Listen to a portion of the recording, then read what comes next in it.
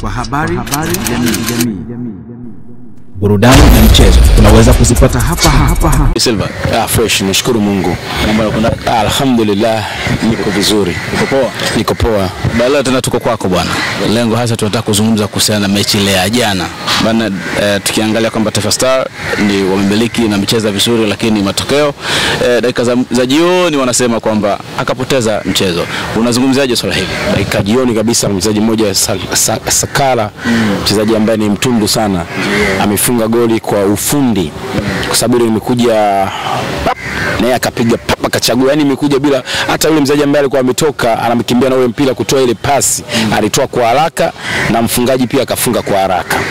Kwa ujumla mechi jana ilikuwa ni nzuri, haswa Tanzania tulicheza vizuri sana na tulicheza kijihadi, spirit ya wachezaji ilikuwa juu sana. Wachezaji walicheza kwa moyo, kwa kujitolea.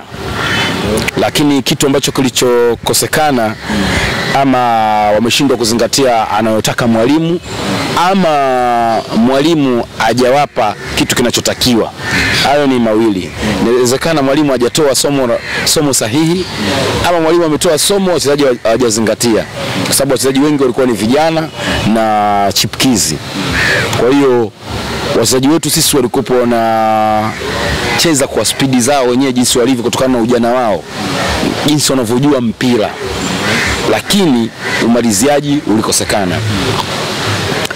Unakuta mtu anachukua mpira vizuri, anakwenda na timu ilikuwa inagongeana pasi vizuri tu, lakini kuna muda mwingine kuna watu pia wanakuwa ni mafaza katika timu, wana delay kutoa nafasi sehemu husika kwa wakati fasaha. Yani mtu anaomba chumba apewe, alafu yule mchezaji anashindwa kumpa kwa wakati. Nimeona nyingi, kuna sehemu moja anapewa Faisal ana delay, aendi sharp, anashindwa kupiga mpira sehemu sahihi kwa haraka. Hakuna mtu asemjua kama Faisal ni fundi wa mpira, lakini Faisal anataka kuwazilishia watu wasomjua kwa yeye ni fundi wa mpira. Lakini Faisal ni fundi wa mpira, ila anataka kudhihirisha ule ufundi wa mpira. Hicho ndicho ambacho kinamkosti. Faisal anapewa mpira kwenye sehemu sahihi, ilibidi naye atoe sehemu sahihi, ila Faisal atazunguka. Unapozunguka tu hatua moja, wale wanajipanga, ndipo wenzetu walivyoitumia ile nafasi yao walipofunga goli. Yani wamepiga pasi kwa wakati sahihi na wakafunga kwa wakati sahihi. Light yule alikuwa na mpira, aliotoa pasi, kama angetaka kuleta mbwembwe kidogo, ule mpira kwanza angekamatwa na Mwamnyeto, na huku baka ingeshafika vizuri. Alikadhalika dogo namba 2 wetu Mwenda angekuwa shafika kwa wakati sahihi kama angedelay kidogo, lakini vilifanyika vitu ni vya haraka sana. Kwa hiyo ndio nikwambie kitu kwamba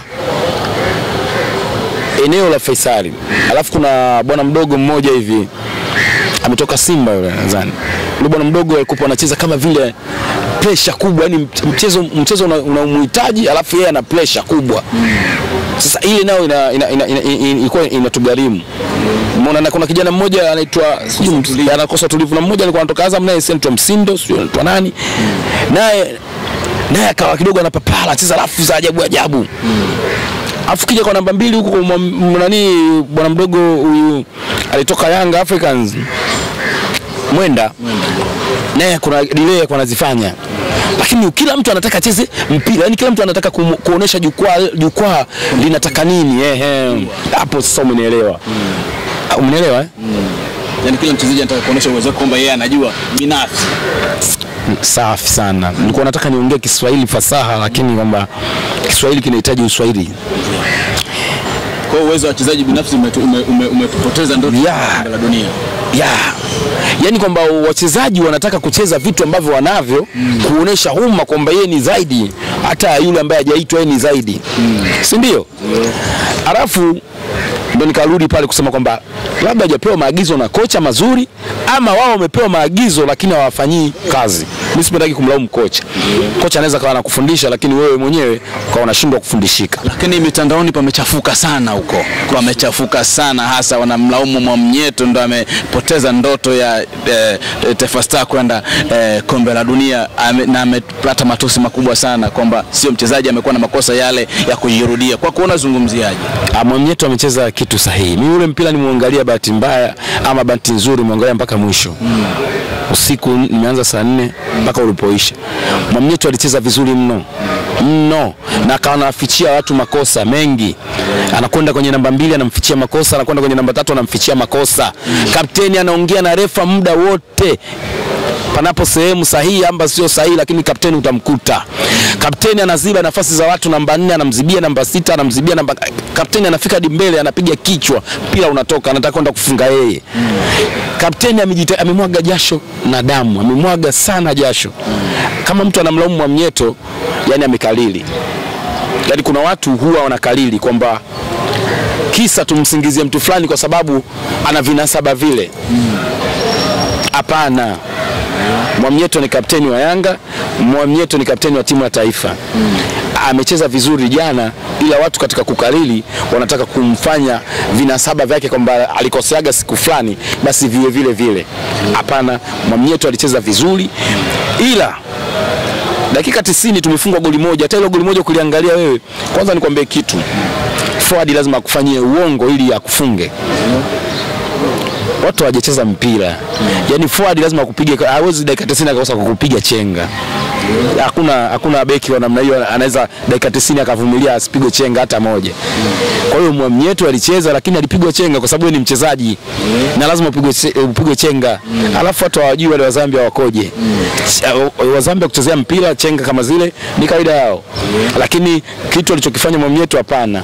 Tusimlaumu Mwamnyeto. Ndio maana nikakutajia kuna watu wanafanya makosa haya, Yule kijana aliotoka Simba alifanya makosa haya, Israel Mwenda alifanya makosa haya, na yule kijana aliotoka Azam kuna makosa haya ameyafanya kule mbele, lakini aliingia kijana mmoja na asili kama ya Kiarabu au Kizungu. Ni nani sijui anaitwa yule? Ni mchezaji ambaye anajua mpira. Danilo yule jamaa anajua mpira. Yani unaweza kuchunguza uko wao kukuta kuna soka kama sio babake wewe. Yani anajua mpira, anatoa mpira wa Ulaya. Anaingia kwenye vyumba kabisa, anakupasia sehemu ambayo unatakiwa ukae. Lakini Taifa Stars wamecheza na wametumia nafasi kubwa, lakini wamepoteza sana nafasi na wenzao wamepata nafasi moja. Wamepoteza nafasi kama nilivyokuambia. Yani mtu anataka kuzililishia jukwaa kwamba yeye ni nani. Kwamba mimi ndio Faisal Sam. Faisal hakuna, nilikwambia kuna mtu asemjua kama yule ni fundi. Sasa anataka kuwazilishia kizazi gani kwamba yeye ni fundi? Kuna muda cheza mpira mbaya ili upate matokeo. Ili upate matokeo wewe. Yani usisubiri kamera ije kuvute kwamba unaondoka wewe ni nani. Muda mwingine toa pasi tu, kamera itakujua tu yule aliyotoa pasi ile ni fulani. Yani hata ukitoka kwa bahati mbaya umegusa ile sekunde nukta, kamera inakujua wewe uliotoa ile pasi ni wewe. Sio kukaa sekunde 30 na mpira ndio ujulikane kwamba wewe ni nani. Hicho ndicho igalie timu ya taifa. Usicheze na watu, usicheze na TV. Unajua sasa hivi wachezaji wengi wanaona ukiangalia TV baadaye wanajiona. Kwa hiyo kumbe anajua mchezaji unakuta kabisa anatikisa midomo makusudi. Anajua TV inaniona. Mchezaji sometimes anatamani aanguke, achukue kama sekunde 30 mradi TV imzoom. Yaani wewe hata unagusa mpira kidogo, TV inakuchukua. Kwanza wachezaji wetu wajifunze kukaa kucheza na TV. TV na kufuata popote. Usilete madoido ili TV kuone. Kama watu wananielewa, Waswahili watanielewa. Kuna moja ilikuja hivi ilipigwa kama cross. Faisal yeye hapa ndani ya penalty box kapiga mpira hewa ukatoka. Tukakosa goli. Nafasi muhimu sana, adhimu. Nafasi ile adhimu tumekosa. Alafu sijui hakuna wachezaji wengine wenye haiba ya Faisal. Muda mwingine unakuta mtu star anajua mpira anakuwa yupo katika mood siku hiyo, mtoe mpumzishe, mweke mwingine. Je, katika scenario yako hapo tunaanzia, je, unataka kuniambia kwamba kocha Morocco wa timu ya Taifa Star aoni au ajue wachezaji wake kwamba kuna huyu leo hayupo kwenye mood ya mchezo, naweza nikamtoa? Kocha Morocco mfano jukwaa limemzunguka, watu wote wa Tanzania wote wanamwangalia, na ndio maana hata sehemu ya baridi unamkuta anatoka jasho. Hata sehemu ya baridi yeye anatoka jasho. Kwa nini? Yani anakuwa anacheza na mawazo. Yani hapa sio, unanielewa? Anacheza na mawazo, yani kwamba watu anacheza na mawazo.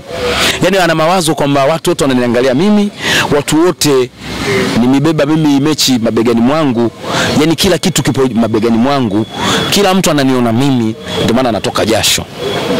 Nikimtoa Faisal Salum, sijui watu wataniona vipi. Ngoja nimwache. Sio, unanielewa? Anaogopa kwamba nikimtoa Faisal watu wote watanisema kwamba nimemtoa Faisal. Kuna pressure ile ya maamuzi. Na ndio maana unakuta mtu anatolewa Ulaya, wenzetu kocha anakopa kwamba ana wasiwasi kwanza. Kocha ana mkataba wa miaka 5 7. Anamtoa superstar. Kuna kocha mmoja tu alikujaga Simba ndio alinifurahishaga mimi. Aitwa Logalus. Yule kocha alimtoa Chama dakika 32, Chama star, Chama wa moto Simba. Alimtoa dakika 32. Uwanja mzima ulizomea. Akasema ukakosea, huyu acheze ninavyotaka mimi. Akamtoa. Yani Morocco anahisi kwamba nikimtoa Faisal mji mzima utaguna. Lakini kumbe ilikuwa ni haki yake kumtoa Faisal. Kuna kijana mmoja anaitwa Edmundi John, sio kama aliitwa timu ya taifa, lakini yeye ni kifaa ambaye angeweza kutusaidia. Kuna kijana mmoja anaitwa Kelvin John, sio kama aliitwa timu ya taifa, lakini hao ni vijana ambao wanaweza kutusaidia. Kwa hiyo jana timu zilicheza kwa kama mtu amecheza kama mtu, yeye kama yeye, ili mada aoneshe kipaji chake, lakini kwamba ushirikiano ulikosekana. Lakini tukiangalia Taifa Stars tumekuwa na rekodi ya kutokufika mbali sana kwenye mashindano haya ya kombe la dunia. Hivi unahisi kwamba tatizo liko wapi katika timu yetu hii ya Taifa Stars? Tatizo liko wapi? Yani tatizo kwanza, tulikuwa tuna watu tunawategemea katika soka letu, kama mfano Msuva, Samata, ni watu ambao tulikuwa tunawategemea. Sasa hivi tuseme sio tatizo labda kwa sababu wameachwa, sio tatizo. Tatizo letu tuna pressure. Tuna pressure. Mimi naamini kwamba mchezaji kama Baka anaweza hata kucheza Real Madrid. Mchezaji kama Faisal anaweza kucheza Liverpool. Samata unamuona mwenyewe katika viunga vya kimataifa. Mchezaji kama labda Dennis Nkane, mchezaji ambaye ni mzuri, lakini kutokana labda power ya kucheza Yanga mara kwa mara ndio maana haitu kwenye timu ya taifa. Lakini wale wachezaji pia wanaweza kutusaidia baadaye. Wachezaji wazuri sana. Lakini tatizo lote kama ulivyouliza kwamba tatizo ni nini? Tatizo ni pressure. So, wengine wameenda mbali, wamezungumza kwamba kuna namna ya kisiasa katika timu yetu ya taifa. Hamna siasa, hamna kisiasa. Kila kiongozi na mchezaji wake pale. Hamna kisiasa. Hilo pia linawezekana, lakini lipo. Kama kila mtu na mchezaji wake, tungemuona kama mfano labda kocha ni Mzanzibari. Tungemuona yule kijana wa Yanga bwana mdogo yule anaitwa nani? Shehani, tungemuona Shehani. Kama kila kocha tungeona ubinafsi, tungemuona jana Mudasiri haya, tungemuona wengi wa Zanzibari. Lakini Julio naye tungeona wachezaji wake alikadhalika, lakini Julio mchezaji wake mtoto wake ana siku nyingi lakini amuti. Lakini nadhani jana alikuwepo yule Kiwelo. Jana alikuwepo Kiwelo. Alikuwepo maana mzako TV nyingine nilikuwa namiangalia maana fujo tu, kelele sizisikii.